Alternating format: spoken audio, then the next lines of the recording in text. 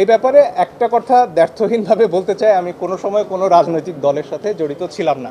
তবে আইনের ভাষায় একটা কথা আছে, বিলো কন্টেন্ট, যে এমন কিছু কথা আছে যেটার প্রতিবাদ করা আসলে সেই কথাটাকে গুরুত্ব দেয়া।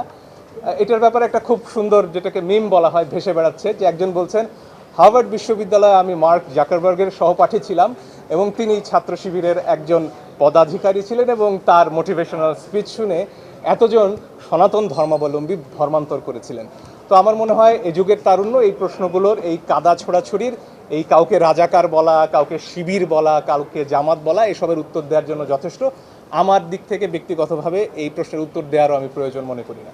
ও আরেকটা কথা আমরা বোধহয় ভুলে যাচ্ছি, আরেকটা পিটিশনের কথা আমরা ভাবছি, সেটা হচ্ছে সংযুক্ত আরব আমিরাতে আমাদের যে ভাইয়েরা, আমরা জানি তারা কিভাবে কত কষ্ট করে নিজেদের সর্বস্ব বিক্রি করে বিদেশে যান। তারা সেখানে জানতেন যে আইন আছে, প্রতিবাদ করলে যাবজ্জীবন কারাদণ্ড হতে পারে, তারপরও তারা মাঠে নেমেছেন, তারা কারাবরণ করেছেন।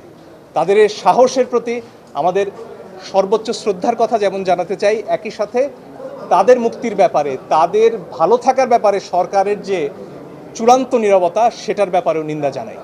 এবং এই ব্যাপারে আমাদের চিন্তা আছে কয়েকজনের, যে আমরা আরেকটি পিটিশন দায়ের করব যাতে সরকার তাদের মুক্তির জন্য আশু পদক্ষেপ নেয়।